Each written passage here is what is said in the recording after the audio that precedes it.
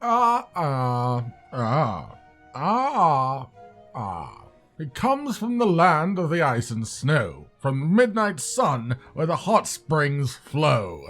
I'm Candy Crabbane, and welcome to True Facts of the Banbaro. Bighornis flufflicus banbarus is a monster that I would struggle to even label as a monster. A creature so kind and loving that it is capable of something truly unique, capturing the admiration and respect of every creature around it, not just the hunters or the palicos, but the small monsters too. Often found wandering the western passages of the Hoarfrost Reach, the Bambino survives and in fact thrives in the cold, with a pelt as fluffy as cotton candy and horns that look like they were carved by the gods. It comes as no surprise that the Banbaro manages to live its life peacefully, eating nothing but plants and drinking nothing but water. Its main diet consists simply of the grass under the snow of the Hoarfrost Reach, shoveling out a slight hole to keep the snow out of his eyes and then chowing down quite happily. This also serves the purpose of shoveling for his neighbors, which Banbaro always does, as he is a generally nice guy. The Banbaro's true favorite snack, however, is the Thaw Puff, a plant that, when struck, pops open to release a rush of warm air. To a hunter, these plants are more than enough to thaw off ice blight. To Banbaro, however, they are the equivalent of popcorn. If you were hoping to see him eat one, however, you'd be disappointed. Thaw Puffs grow one at a time out of that single plant, and nobody is mass-producing Thaw Puffs to be distributed to the Hoarfrost Reach so Banbaro can buy them, so Banbaro has a choice to make. Eat one or two at a time, or stockpile them for a rainy day. Have you ever tried just eating one or two pieces of popcorn? I have. I got physically angry. So Banbaro chooses to stockpile them, and as such, he hides them. Where? Even we couldn't figure it out. The Banbaro, to start with, has excellent hearing, his ears twitching at even the slightest sound in the distance. But on top of that, he has such a complex system set up to ensure he isn't followed anywhere that it would be impossible to be near him without him knowing. And he would never indulge in Thaw Puffs in the company of others. It'd be rude not to share. And he is not going to share. Sometimes even going as far as taking entirely roundabout paths through the snow to confuse potential Thaw Puff thieves. The Banbaro's protective network has existed longer than any living being can remember, and arguably wasn't even the Banbaro's fault. Born at a rate of about 1 in 10,000 to Endeca parents in the Hoarfrost Reach, the Banbaro are a genetic abnormality caused by something to do with the climate or penguins or something. The abnormality causes an extreme overproduction of testosterone, which causes the entire body of the Endeca to grow to extreme and muscly proportions, except for the forelegs, which turn into arms for some reason. That's right, I'm saying the Banbaro is an Endeca variant.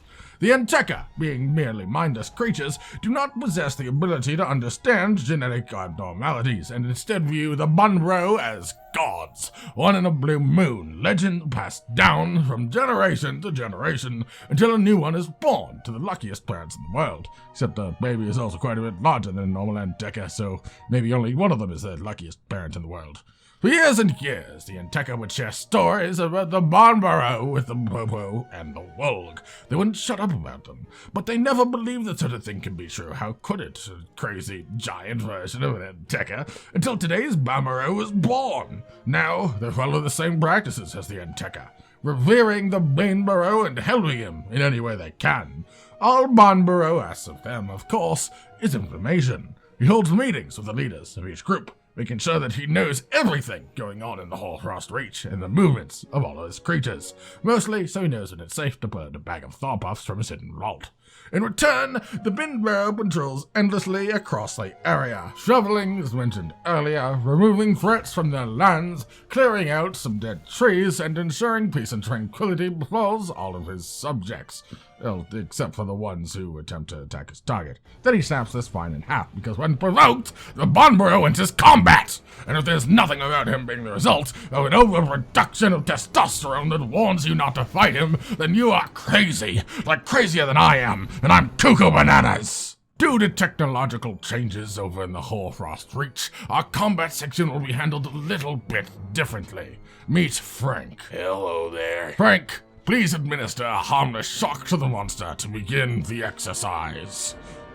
As you can quickly see, the Banbaro's main offensive tools are his gigantic, beautiful horns. They hurt too. Using them as a blunt object, a thrusting weapon, or even as a tool with which to pick up rocks, similar to the Tetsukabra of the old world, except the Banbaro doesn't stop at picking up rocks. No, the Banbaro will charge forward with his horns down like a bulldozer, grabbing everything in front of him, whether it be snow or rock or even trees, and then he will slam it down onto whatever threat made the mistake of piercing him off. The Banbaro isn't afraid to shake its hips either, as an offensive measure or as a show of affection, and they aren't shy to use their tail. Frank, if you wouldn't mind demonstrating. I agreed to this. After a long enough period of combat, the Banbaro will inevitably get tired. And when the Banbaro gets tired, he will not hesitate to take a break, as Banbaro do whatever Banbaro wants to do. How's it feel down there, Frank? Wet. And after the fight is over, because the Banbaro always wins, he retreats back to the hot springs, where he enjoys a nice warm drink and a comfortable place to sit for a long time. Like, a very long time. So long. Like, he literally might as well sit there forever. Oh, wait, no, there he goes! Wow, smooth as a Barbie doll. Oh, what? Oh, no. The Banbaro's genitals come in the form of a horn on his snout, which pops to stand up either when he is aroused or annoyed. Personally, I would stick around for either.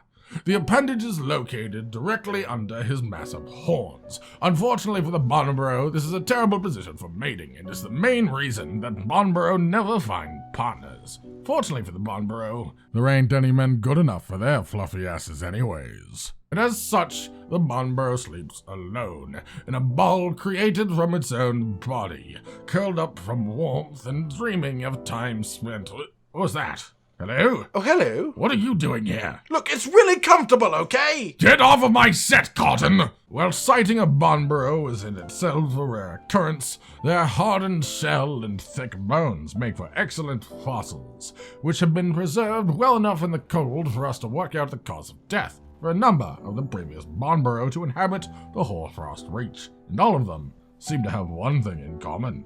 One drowns in the hot springs while taking a drink. One accidentally caused and then was caught inside of an avalanche. One had a heart attack, and one popped too many thought buffs in his mouth at the same time, and the pressure killed him instantly. These deaths all lead us to one conclusion. Banbaro are idiots, and some of them have heart problems. But mostly the idiots won. When all is said and done, these lumbering giants of the icy tundras are a rare but beautiful sight to see. Whether it be a borderline addiction to thought buffs, a small but devoted cult, or an avalanche, never put a limit on your own potential. Until next time, ladies and gentlemen, stay sweet.